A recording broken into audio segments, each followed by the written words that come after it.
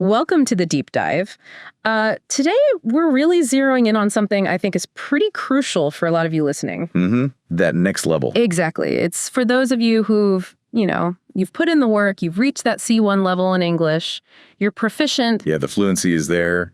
The grammar's solid. Right. But now you're thinking, okay, what's next? How do I actually connect more deeply? How do I influence situations, outcomes? It's about making a real impact, isn't it? Beyond just like accurate communication. Totally. Whether that's for your career, maybe in an English-speaking workplace, or for academic success internationally. Or even just richer personal connections across cultures. Absolutely. So we're aiming to cut straight to the useful stuff today. Deep insights, but practical, things you can actually use. And for this deep dive, we're pulling from some really foundational work. We looked at the art of connection, how C1 English learners can win people and wield influence. Okay. But we're also tapping into the real classics, Dale Carnegie's How to Win Friends and Influence People. A timeless one. Definitely. And Dr. Robert Cialdini's Influence, the psychology of persuasion, really digging into the why behind it all. So our mission really is to hand you, the advanced English speaker, some concrete tools, strategies to be, more effective. Better communicators, better influencers, applying these big ideas, but with that C1 understanding of English nuances. And different cultural contexts, that's key too. Crucial. Okay, let's get into it then. Where should we start? What's the bedrock for our C1 learners wanting to boost that connection and influence? Well, it really makes sense to kick things off with those core principles, the stuff that Carnegie and Cialdini mapped out. The fundamentals of human interaction, basically. Exactly. They're pretty universal. But having C1 English gives you, honestly, a huge advantage in applying them skillfully. Right. So thinking about Carnegie first, how to win friends. What are the big takeaways there for our listeners? Okay, so Carnegie hit on several vital points. First one, and it sounds almost too simple, is genuine interest in others. Easier said than done sometimes. It is. But with your level of English, you can actually show that interest more deeply. You can ask nuanced questions, really understand their viewpoint. Remember Priya with those virtual coffees? Yeah, good example. Her language skills let her get beyond surface chat, really grasp her team's dynamics. Okay, what else? The power of a smile. Simple, universal sign of warmth. Doesn't require complex grammar. Ew. And remembering names. Carnegie was adamant about this. Person's name is like the sweetest sound to them. And again, with C1, you can use it naturally in conversation and not just awkwardly recall it. Shows real respect. Precisely. It's weaving it in smoothly. What other pillars did Carnegie build on? Active listening. Huge. And encouraging others to talk about themselves. Which C1 level definitely helps with. You can follow complex thoughts, ask relevant follow-ups. Exactly. You're not just waiting for your turn to speak. Think about Priya again, making sure everyone felt heard in those meetings. That takes skill. Then talking in terms of the other person's interest, not just your own agenda. Yeah, like Priya reframing that technical issue around the team's shared goals. That's advanced communication. It really is. And finally, making the other person feel important and doing it sincerely. That sincerity piece is key, isn't it? Absolutely. Your sophisticated English lets you phrase appreciation in ways that land genuinely. It can really melt resistance. These make so much sense, and I can really see how strong English just amplifies all of them, especially when you're navigating different cultural norms. Definitely. So let's switch gears slightly to Cialdini. His principles are more about the psychology of persuasion, right? The triggers. Yeah, exactly. Cialdini looked at the mental shortcuts we all use to make decisions. He identified 6 main ones. First is reciprocity. The old, you scratch my back, I'll scratch yours. Kind of, yeah. It's that deep-seated human urge to return a favor. Think about Javier at that conference. Offering his experience. Yes. He spontaneously offered something valuable, his knowledge of the Colombian market. That created an opening. And as a C1 learner, you can offer value in subtle ways too, right? Sharing a relevant article, making a nuanced point in a discussion. Precisely. Things someone less proficient might struggle to articulate. Then there's scarcity. Ah, the limited time offer effect? Basically, yeah. Things seem more valuable if they're rare or hard to get. Yeah. We won't dwell on it, but think how precise English could help you highlight the unique benefits of something you're proposing. Makes sense. Okay, what else is in Cialdini's toolkit? Authority. This is a big one. Yeah. We tend to listen to people we see as credible experts. Like Kenji with his architectural proposal. Perfect example. He used his command of English not to be loud, but to present complex data clearly, calmly. That built authority. Quiet confidence. Exactly. Then there's consistency. We like our actions to line up with what we've said or done before. Small commitments can lead to bigger ones. Right. Liking is another huge factor. Yeah. We're just more easily persuaded by people we, well, like. And what drives liking, according to Cialdini?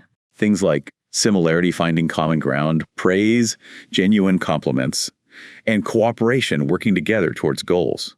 Your English skills help hugely with finding that common ground and expressing appreciation effectively. And finally, social proof.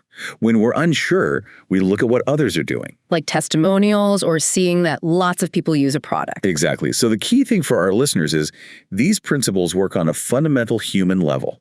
Your advanced English just gives you much finer control in navigating them. That's a really empowering way to think about it. So let's spell it out. What specific advantages does someone already at C1 English have when it comes to connection and influence? Well, there are several. First, that nuanced understanding of English. You get irony, humor, subtext. That's gold for building rapport. Yeah, telling a joke that actually lands or catching one. Right. Second, complex argumentation skills. You can build a logical case, persuade effectively in professional or academic settings. That's a huge C1 benefit. Third, access to information. Your English opens up a vast world of knowledge, diverse viewpoints you can bring into conversations. Makes you more interesting, more insightful. And you mentioned culture. Yes. Fourth, often a heightened awareness of cultural differences. Many C1 learners have lived or worked across cultures. They can be like cultural bridges, understanding different communication styles. Those are definitely big pluses, but realistically, even at C1, there must be challenges, areas to keep working on for connection and influence. Oh, for sure. It's a journey, right? One common thing can be an over-reliance on very formal language. Textbook English. Yeah, sometimes. Grammatically perfect, but maybe a bit stiff. It can sometimes create a barrier to easy, natural connection, especially in more casual settings. I can see that. Another big one is cultural misinterpretation. Even with perfect English, wires can get crossed. Think like German directness versus British indirectness. Oh, yeah. Potential minefield. It can be. Also, sometimes there's a fear of imperfection. Worrying about tiny mistakes can hold you back from being spontaneous, which is key for genuine connection. That resonates. That fear can be paralyzing. Any other areas C1 folks should pay attention to? Well, even at C1, you might occasionally miss subtle things in really fast native speech or with strong accents. It happens. Sure. And accurately conveying complex emotions, that requires more than just vocabulary. It's about prosody, the rhythm, the intonation of English, and having that rich emotional vocabulary to draw on. So getting the feeling across, not just the facts. Exactly. The main point here is keep refining. Embrace the little imperfections as chances to learn. That's how you move from just being fluent to being truly influential. It's not just about understanding irony, for example, but learning to use it effectively, being mindful of the cultural context, of course. Right. Let's make this really concrete with those stories you mentioned earlier. Priya, Javier, Kenji. How did Priya, leading that diverse team, put this into practice? Okay, so Priya. She managed this multinational software team. Her C1 English was great, obviously, but she knew leadership needed more than just clear instruction. He needed a connection. Exactly. So she consciously used Carnegie's ideas. Those virtual coffees, not just status updates. They were her way to show genuine interest in her team as people. She used her active listening skills to pick up on unspoken stuff, tailor how she communicated, and by always valuing everyone's input in meetings, she made them feel important. Building that trust. Absolutely. So when that big technical disagreement happened, her diplomatic, clear English helped her navigate it. She focused on their shared goals, not just the conflict. Her influence came from that trust and understanding she'd built. So her C1 English was the tool, but the principles were the strategy. What about Javier at the conference? Networking. Right, Javier. He was at this international marketing conference, wanted to network, confident in formal presentations, less so in, like, spontaneous chat. Common situation. Very. But during a session on sustainable marketing, his area, he saw a chance. His English was strong enough that he could jump into a conversation confidently, politely, offer his expertise from Colombia. Reciprocity in action, offering value first. Exactly. It immediately got people interested. He could then articulate his passion, his insights, clearly, enthusiastically in English. That led to real connections and actually a consulting gig. Wow. So seizing the moment enabled by his language skills. Precisely. Linguistic confidence turned a chance encounter into an opportunity. Fantastic. And Kenji, the architect presenting his proposal, his story sounded a bit different. It was. Kenji had this ambitious proposal for international investors. His style was more measured, respectful, maybe less overtly selling it than some might expect. Came from his Japanese background. Okay. When they hit him with tough questions, critical ones even, he didn't get defensive. He uses precise, sophisticated English to address every point, calmly, methodically, with data. Letting the facts speak using his English to make them clear. Exactly. That quiet demonstration of expertise. That's Cialdini's authority principle. And his calm, respectful manner built liking and trust. He bridged that potential communication style gap using the clarity and logic his English allowed. These stories really drive it home, don't they? How these principles plus strong English plus cultural awareness equals real influence.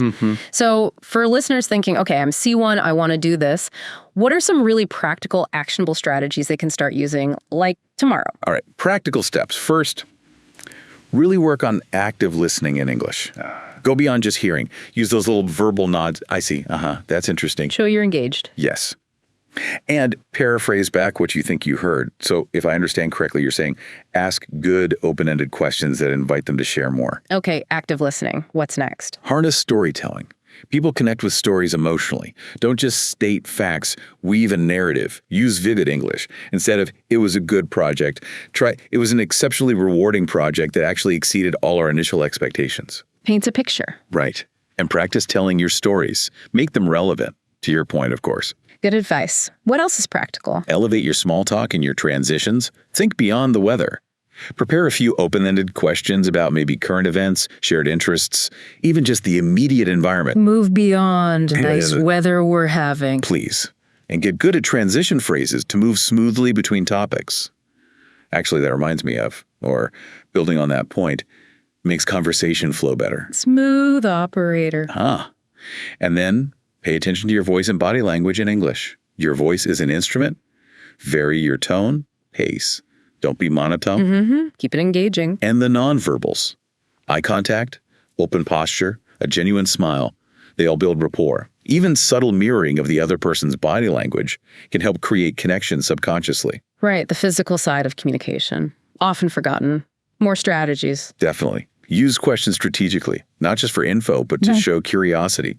Guide the conversation gently. Seek real understanding. And when misunderstandings happen, because they will handle them gracefully, don't panic or get defensive. Use polite clarification phrases. Sorry, could you elaborate on that? Or I want to make sure I've got that right. Own your part if you weren't clear. Exactly. Maybe even use a bit of humor if it fits. And finally, actively develop your cultural intelligence, your CQ. Going beyond stereotypes. Way beyond. Observe how people communicate in different contexts, direct versus indirect, high versus low context cultures. Adapt your style. And if you're unsure about a cultural norm, just ask respectfully. That's a whole skill set in itself, CQ. Super important. Crucial for global influence. Okay, these are fantastic practical tips. Now let's think about structuring persuasion specifically. If you're making a case, presenting an idea in English, what should C1 learners focus on? Clarity and logic are king. You need a clear structure. Use signposting language. First, I'll cover X. Secondly, Y is important. Moving on to Z. In conclusion, guide your listener. Make it easy to follow. Absolutely. Back up your points with solid evidence, specific examples. This is where your C1 research and analysis skills really shine. Leverage those strengths. Definitely. Yeah. Also, acknowledge counter-arguments respectfully. Show you've thought about other angles. Phrases like, while some might argue X, the data suggests Y. It builds credibility. Shows you're balanced. Right. And focus on the benefits for them, not just the features of your idea. What's in it for them? WIFM, what's in it for me? Exactly. Use inclusive language, we, our, to build that sense of collaboration. And always, always use politeness and diplomacy. Soften requests. Would you be open to considering perhaps one approach could be, it goes a long way in English. That politeness layer is so key in many English-speaking cultures for persuasion. Okay, one last big hurdle for many. That inner critic, that voice saying my English isn't perfect. I might make a mistake. How do people overcome that to be influential? The inner critic, it's tough. Yeah. First step is really embracing your unique voice, your background, your perspective as a language learner. That's a strength. It adds value. Different viewpoint. Exactly. And reframe mistakes. They're not failures. They're data points. Learning opportunities. Every single one helps you improve. Shift the focus. Yes. Focus on the connection you're making with the person, not on achieving flawless grammar. Perfection isn't the goal. Understanding and influence are. Find safe spaces to practice. Crucial. Low-stakes situations where you can build confidence. And celebrate your wins. Acknowledge how far you've come. Remember Carlos from Brazil. Tell us about Carlos. He had great C1 English, but was really hesitant in meetings. Felt intimidated. He joined Toastmasters, the public speaking group. Like supportive environment. Exactly. Gradually, practicing there, he found his voice. Gained the confidence to actually share his ideas persuasively at work. His C1 English was the tool, but the confidence was the catalyst that unlocked his influence. That's a great story. Confidence as the key. So wrapping this up, bringing this deep dive towards its conclusion. I think the main takeaway is this. Winning people, influencing others, it's an ongoing process. And for you C1 English learners, your language skills combined with that cultural awareness, it's a powerful combination, a real advantage. Absolutely. So to you listening, our encouragement is view every single conversation you have in English as an opportunity. An opportunity to connect, yes, but also to learn and to share your perspective. Your voice matters. Your voice, which you've worked so hard to hone in English, truly has the power to resonate, to persuade. Don't underestimate it. Embrace that potential. And maybe a final thought to leave you with. What if you consciously picked just one thing we talked about today? Maybe really focus on active listening in your next meeting, or try talking in terms of the other person's interests during a coffee chat. Just one principle. Yeah. How might that single conscious shift change that interaction? Move it from just exchanging info to building real connection, maybe even a little influence. Something to think about. What will you try first? Thanks for tuning in to this deep dive. Thank you for joining us.